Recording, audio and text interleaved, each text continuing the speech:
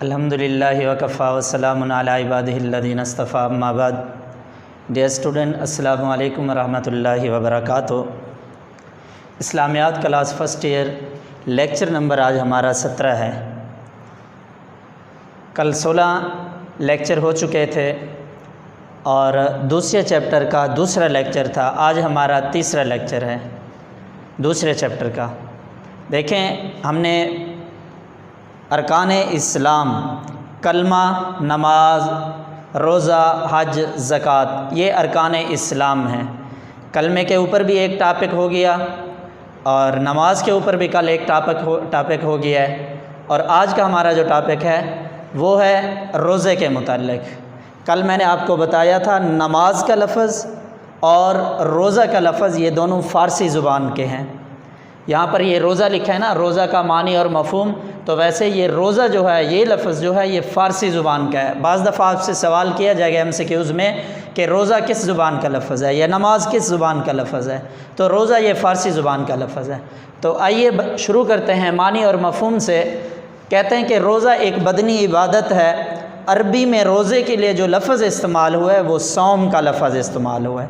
اور صوم کا لغوی معنی ہے رک جانا، کسی کام کو کر کے فارغ ہو جائیں، یعنی کسی چیز سے رک جانا. اور اصطلاح کے اندر کیا ہے، صبح صادق سے لے کر غروب آفتاب تک اپنے آپ کو کھانے پینے اور نفسانی خواہشات سے روکے رکھنے کا نام کیا ہے؟ روزہ.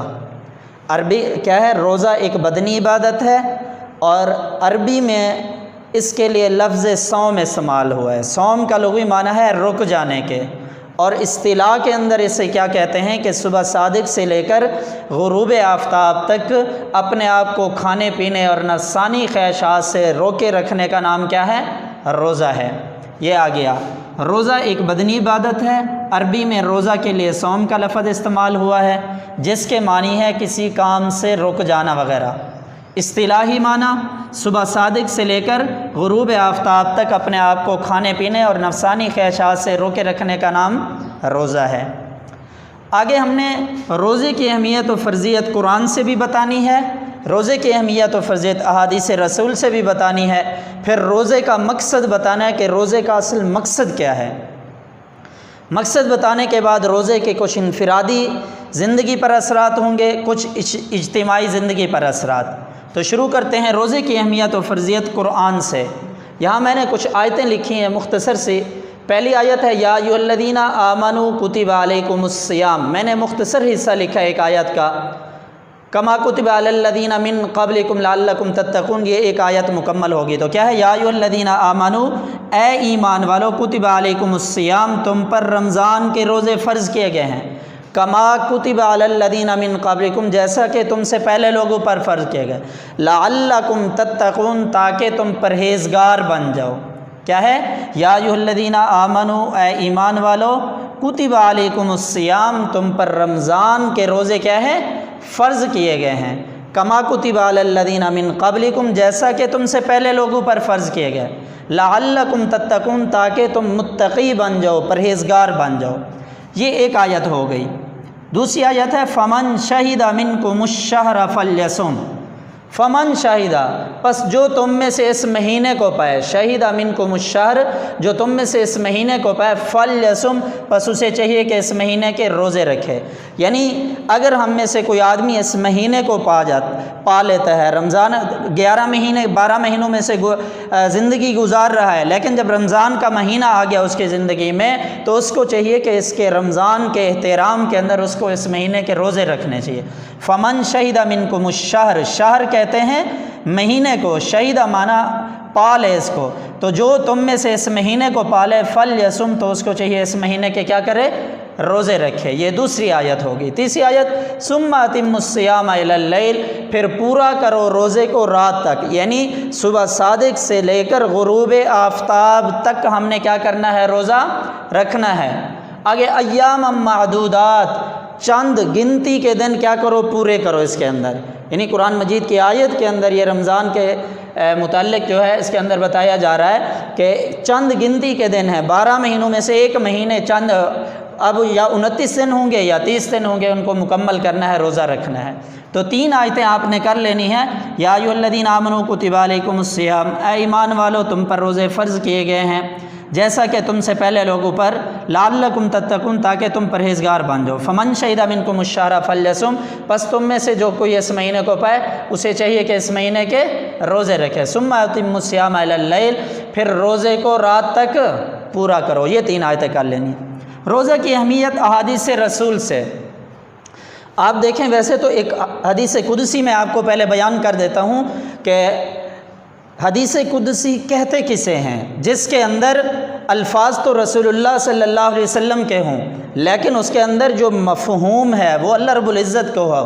وہ حدیث ہے الصوم لی، جو حدیث قدسی ہے الصوم لی وانا اجزی بہ، اللہ رب العزت کا مفہوم ہے لیکن الفاظ جو ہیں رسول اللہ صلی اللہ علیہ وسلم کے ہیں۔ تو حضور فرماتے ہیں الصوم لی وانا اجزی بہ، کہ اللہ فرماتے ہیں کہ روزہ میرے لیے ہے اور اس کا بدلہ میں خود عطا کروں گا۔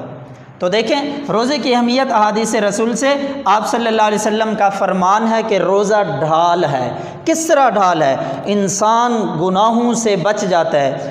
جب انسان روزہ رکھتا ہے اپنے آپ کو گناہوں سے بچاتا ہے، غیبت سے، جھوٹ سے، تکبر سے، حسد سے، چوری سے، زنا سے، ڈاکہ زنی، سب کچھ سے کیا ہے اپنے آپ کو روکتا ہے۔ اس وجہ سے آپ صلی اللہ علیہ وسلم کا فرمان ہے روزہ کیا ہے؟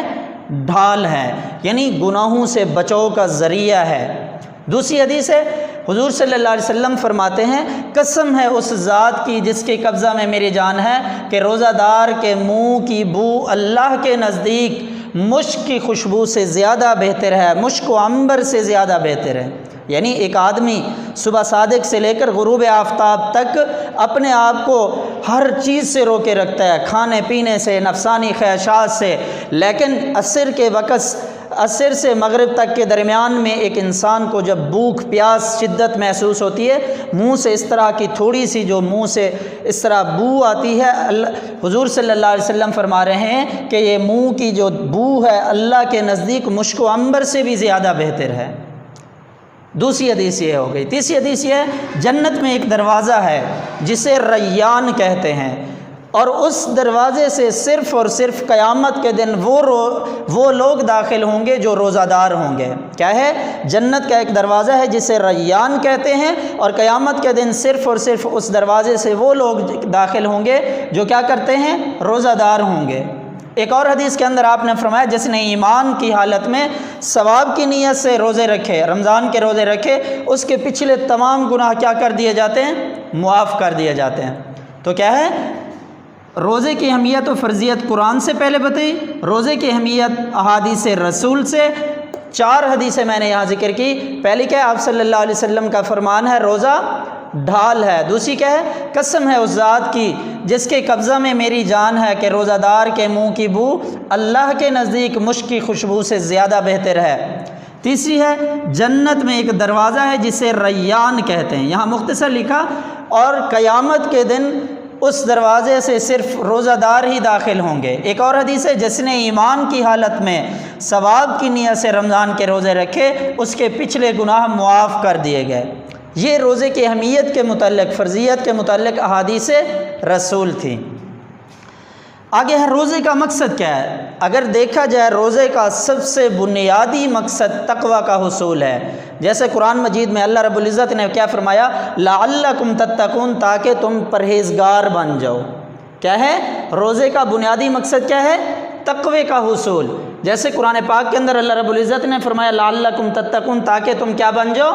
پرہیزگار بن جاؤ۔ دیکھو انسان جب روزہ رکھتا ہے اپنے آپ کو جھوٹ سے، غیبت سے، گناہوں سے اور ڈاکہ زنی سے، ان سب چیزوں سے اپنے آپ کو کیا کرتا ہے؟ محفوظ بناتا ہے، اللہ کے ہاں متقی اور پرہیزگار بننے کی کوشش کرتا ہے۔ تو اسی وجہ سے کیا فرمایا؟ اے ایمان والو تم پر رمضان کے روزے فرض کیے گئے جیسے تم سے پہلے لوگوں پر فرض کیے گئے، لعلکم تتقون، تاکہ تم پرہیزگار بن جاؤ۔ دیکھو انسان رمضان کے اندر کچھ ایسے اعمال بھی ہوتے ہیں جو عام حالات کے اندر جائز ہوتے ہیں، جیسے نفسانی خواہشات کو پورا کرنا، کھانا پینا، لیکن روزے کی وجہ سے انسان ان چیزوں سے جو عام حالات کے اندر جائز ہوتی ہیں ان سے بھی رکا رہتا ہے۔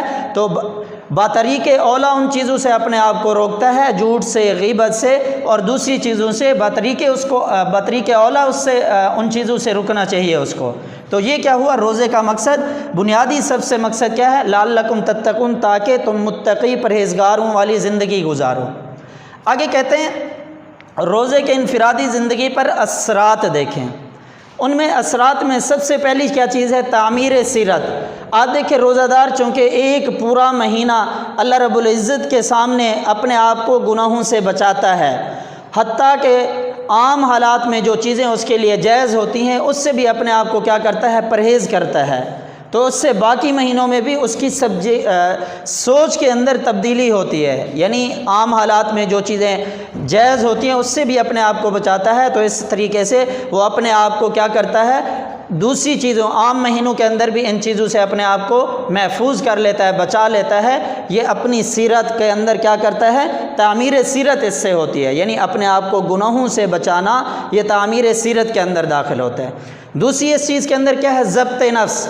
आप देखें कि ज़ब्त नफ्स क्या है, रोज़ा की हालत में क्योंकि कुछ ऐसे उमूर होते हैं जिनको इंसान क्या करता है, जिनसे इज्तिनाब करता है, अपने आप को बचाता है आम हालात में, और लेकिन बाज़ ऐसे उमूर हैं जो एक मखसूस वक़्त में इज्तिनाब बरता जाता है, जो कि आम हालात में उनसे क्या करना होता है, उसके लिए जायज़ होते हैं। लेकिन अगर उनको देखा जाए ज़ब्त नफ्स के अंदर, रोज़ादार में अपनी नफसानी ख्वाहिशात पर कंट्रोल होता है और नफसानी ज़ब्त नफ्स की सलाहियत पैदा होती है। यानी आम हालात में इंसान अपने जायज़ ज़रूरियात को पूरा करता है, लेकिन बाज़ दफ़ा उनसे इज्तिनाब करना ज़रूरी है, जैसे रोज़े की हालत में। इस तरह उस पर नफसानी ख्वाहिशात पर कंट्रोल भी होता है और ज़ब्त नफ्स की सलाहियत भी पैदा होती है।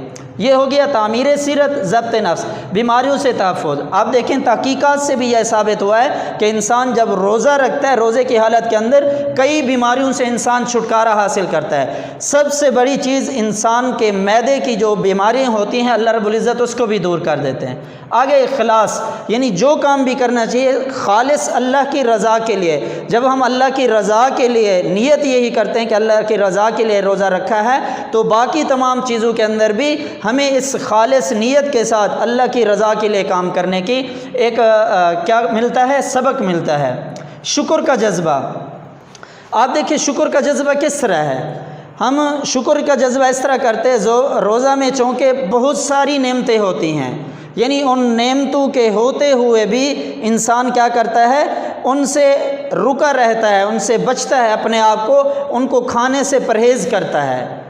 इससे इंसान को उनका अंदाज़ा, यानी उन नेमतों की सही अहमियत का अंदाज़ा होता है कि इंसान ने जब रोज़ा रखा, उसके सामने मशरूबात पड़े हैं, उसके सामने अल्लाह की नेमतों में से फ़रूट बहुत सारे पड़े हैं। ये सारी चीज़ें जब इंसान देखता है, उसको अल्लाह रब्बुल इज़्ज़त ने जो नेमतें अता की हैं उनका सही तरीके से अंदाज़ा होता है। वो अल्लाह रब्बुल इज़्ज़त का किस तरह शुक्र अदा करना चाहिए, इसके मुताबिक उसको अल्लाह का शुक्र करना चाहिए, तो शुक्र का जज्बा पैदा होता है। रज़ा इलाही का हुसूल, यानी मैं जो ये रोज़ा रख रहा हूँ सिर्फ़ और सिर्फ किसके लिए, अल्लाह रब्बुल इज़्ज़त की रज़ा के लिए। जब अल्लाह रब्बुल इज़्ज़त ये क्या है, अल्लाह की रज़ा के लिए खालिस रोज़ा रखा है, तो हमें ज़ाहिर है कि अल्लाह रब्बुल इज़्ज़त की रज़ा हासिल हो गई, तो गोया के दुनिया और आखिरत दोनों हमारे लिए क्या है, संवर जाएंगी। क्योंकि अल्लाह की रज़ा ऐसी चीज़ है जिससे हमारी दुनिया और आखिरत दोनों क्या हो जाती हैं, संवर जाती हैं। तो रोज़े के इनफरादी ज़िंदगी पर असरात है, तामीर सीरत, ज़ब्त नफ्स, बीमारियों से तहफ़्फ़ुज़, इखलास, शुक्र का जज्बा, रज़ा इलाही का हुसूल। आगे है रोज़े के इज्तिमाई ज़िंदगी पर क्या है, असरात। आप देखिए रोज़े के इज्तिमाई ज़िंदगी पर असरात, अख़ुवत व मुसावात हो गया, बाहमी हमदर्दी, आला रिवायात की तरवीज, खूबसूरत मुआशरे की तश्कील। आप देखें रोज़ा के इज्तिमाई असरात में से पहला जो है अख़ुवत और मुसावात है। पहला क्या है, अख़ुवत और मुसावात। अख़ुवत और मुसावात के अंदर देखें तमाम लोग, अख़ुवत और मुसावात के अंदर तमाम लोग एक ही इबादत के अंदर मसरूफ़ होते हैं और अल्लाह रब्बुल इज़्ज़त को राज़ी करने के लिए सब कुछ करते हैं, मैल होते, तो उनमें आपस में अख़ुवत और मुसावात के کیا ہے فضا قائم ہوتی ہے، یعنی سارے لوگ ایک ہی عبادت کے اندر مصروف رہنا، ایک ہی عبادت کے اندر مصروف رہنے کے بعد پھر وہ کیا کرتے ہیں، اللہ رب العزت کے لیے، اللہ رب العزت کی رضا کے لیے، یعنی تراویح کا ادا کرنا، ایک ہی عبادت کے اندر مصروف رہنا، یہ کیا ہے اخوت اور مساوات کی فضا قائم کرتا ہے۔ آگے ہے باہمی ہمدردی۔ باہمی ہمدردی کس طرح ہے؟ آپ دیکھیں کہ جب بھوک اور پیاس انسان روزے کے اندر اپنے آپ کو اس کے اندر اپنے آپ کو برداشت کرتا ہے تو دل کے اندر دوسرے لوگوں کی، یعنی جو بغیر روزے عام حالت کے اندر جو روزوں کے علاوہ جن کے پاس کھانے پینے کو کچھ نہیں ہوتا، انسان کے دل کے اندر ایک احساس پیدا ہوتا ہے، ایک ہمدردی پیدا ہوتی ہے جسے باہمی ہمدردی کہتے ہیں۔ اعلیٰ روایات کی ترویج، دیکھیں باہمی ہمدردی کے علاوہ اعلیٰ روایات کی ترویج کیا ہے، یعنی جب معاشرے میں باہمی ہمدردی کے جذبات ہوں گے، اعلیٰ اخلاق کی اقدار کی ترویج ہوگی، یعنی معاشرہ اچھائیوں اور نیکیوں کی طرف میل ہوگا، تو اس طرح معاشرے کے اندر اعلیٰ روایات کی کیا ہوگی، ترویج ہوگی۔ خوبصورت معاشرے کی تشکیل، ان فوائد میں سے یعنی اجتماعی زندگی خوبصورت معاشرے کی تشکیل کس طرح ہوتی ہے؟ آپ دیکھیں جب معاشرے میں باہمی ہمدردی کے جذبات ہوں گے، اعلیٰ اخلاق کی ترویج ہوگی، اچھائیوں اور نیکیوں کی طرف لوگوں کا زیادہ رجحان ہوگا، تو یقیناً آپ دیکھ لیں معاشرہ ایک خوبصورت اور مثالی معاشرہ بن جائے گا، یعنی باہمی ہمدردی ہوگی، اعلیٰ روایات کی ترویج ہوگی، نیکیوں کی طرف لوگوں کا زیادہ رجحان ہوگا، تو ہمارے اندر ایک خوبصورت معاشرہ تشکیل پائے گا۔ تو یہ کہیں روزے کے اجتماعی زندگی پر اثرات ہوئے۔ تو روزے کا لغوی اصطلاحی معنی دیکھنا ہے، روزے کی اہمیت قرآنی آیات سے، روزے کی اہمیت احادیث رسول سے، روزے کا مقصد، روزے کا سب سے بنیادی مقصد بتایا تقوی کا حصول لعلکم تتقون، تاکہ تم پرہیزگار بن جاؤ۔ روزے کے انفرادی زندگی پر اثرات یہ 5 سے 6 ہیڈنگ بتائی ہیں، اور روزے کے اجتماعی زندگی پر اثرات یہ اس کی 4 ہیڈنگ بتائی ہیں: اخوت و مساوات، باہمی ہمدردی، اعلیٰ روایات کی ترویج، خوبصورت معاشرے کی تشکیل۔ تو آخر میں بتا دوں روزے کی فرضیت کب ہوئی تھی؟ روزہ 2 ہجری کے اندر شعبان میں کیا ہوا تھا؟ فرض ہوا تھا۔ آج کا ہمارا ٹاپک روزے کے متعلق مکمل ہوا، کل انشاءاللہ ہم آگے جو ٹاپک ہے اس کو مکمل کریں گے۔ اللہ عمل کی توفیق عطا فرمائے۔ السلام علیکم ورحمۃ اللہ۔